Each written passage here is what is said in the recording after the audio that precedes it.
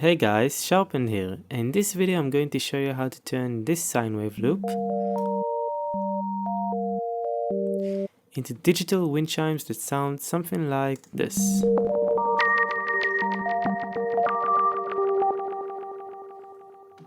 In addition to that, I'm also going to show you how you can manipulate these wind chimes into slower atmospheric sounds like these.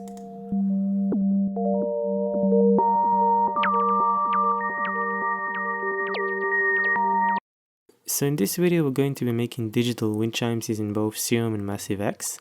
And in case you wondered what that means, it basically means wind chimes that are created only inside a synthesizer without sampling or granular synthesis at all.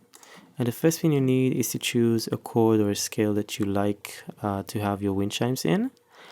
And then just scatter the notes of that chord or scale all over the place in different octaves. In this case I chose the G minor 7 chord. And as you can see I have notes all over the place at different lengths. They sound like this. And once we get to designing the sound itself, it's going to make a lot more sense. So let's start by loading up a sine wave and setting it an octave above. And now we're going to remove the volume and set it to mod source chaos oscillator. So that means that the chaos oscillator, which is a random oscillator, is going to control our volume like that. But we're going to click on sample and hold so that the chaos oscillator doesn't move between values, it just goes through different clicks of random values. So that way we get sort of like an emulation of different hits of the wind chimes at different velocities all the time. And it already sounds a lot more wind chime-ish. And we're going to make it sound even more by using this LFO to bring up our oscillator by 1 octave. At around 12 should do for 1 octave. And we're going to set it to be a square.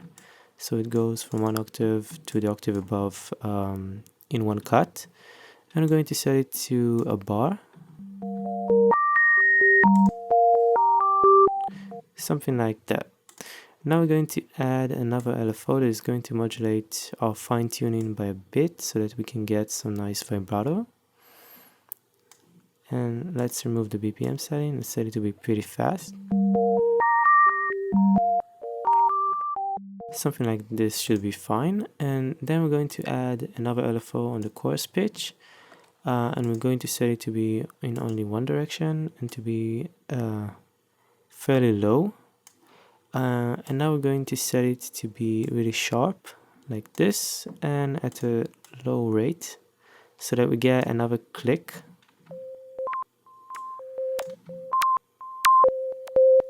As you can hear, when you overdo it, it sounds pretty weird, so that's why we're setting it to a low value.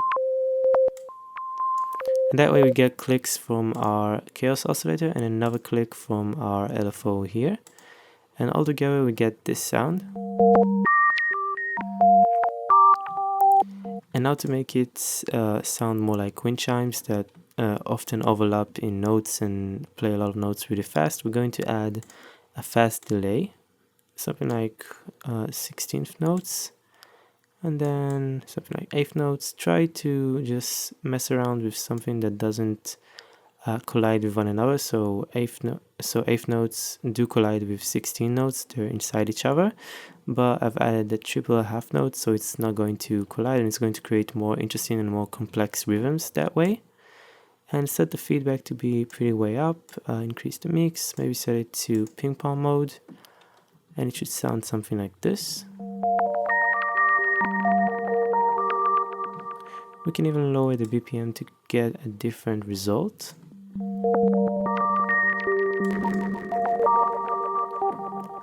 And we can also add some dimension expanding and a tiny bit of chorus to make it sound like there are a lot of wind chimes playing at the same time.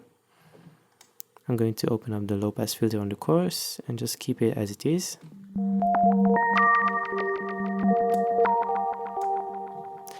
And that's pretty much the basic digital wind chime sound. So now we're going to do the same thing in Massive X. So I'm going to start by loading up a sine wave. And I'm going to do this using our random LFO to modulate the volume of our oscillator all the way. And we're going to do this by setting it to square mode, which is pretty much identical to the sample and hold mode in Serum.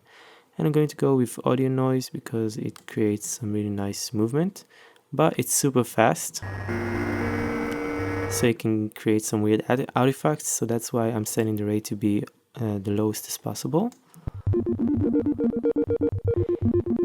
And then we're going to set it to uni.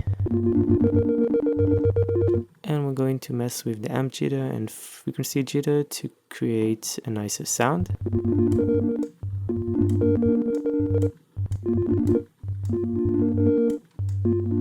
So as you can see, the more I move the amp jitter to the right, it sounds less all over the place.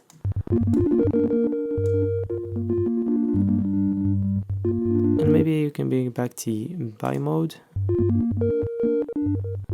to create some more randomness. And now we're going to use another LFO to modulate the pitch by 1 octave.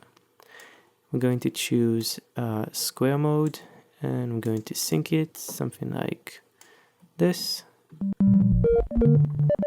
And you can set it to bi mode to go an octave below and an octave above, or you can set it to uni mode to go just the octave above. It's up to you.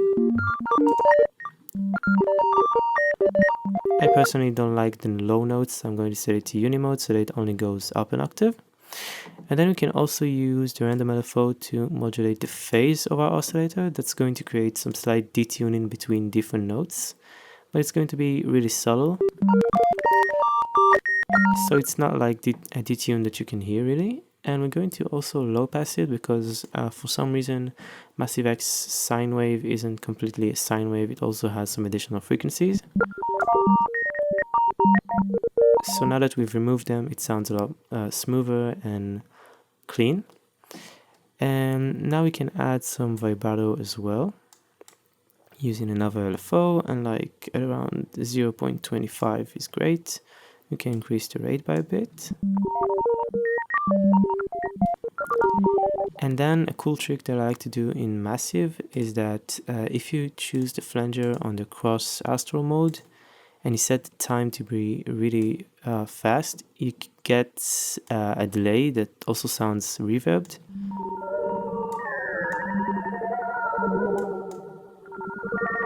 We can reduce the amount by a bit to reduce the heavy chorus effect.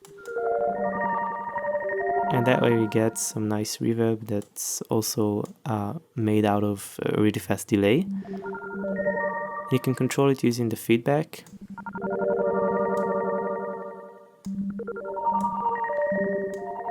And then you can add some nice reverb or delay as well. So let's add some reverb, increase the size and set the mix rate pretty low. And we can add some a normal delay instead of the flanger as well. And again, set it to random values that you think will sound nice. It's really up to you. And set the feedback up. And that way you can get a really nice digital wind chime sound out of Massive X and Serum. And then if you'd like, you can just sample what you've got into Edison or another audio recorder.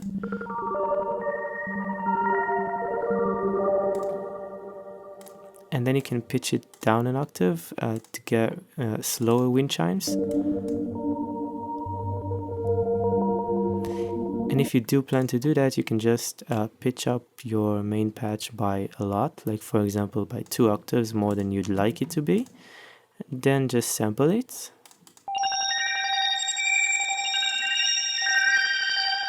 And then you can safely transpose it 2 octaves below without it sounding way too low, because we've pitched it up before, so that way you can get really slow wind chime sounds.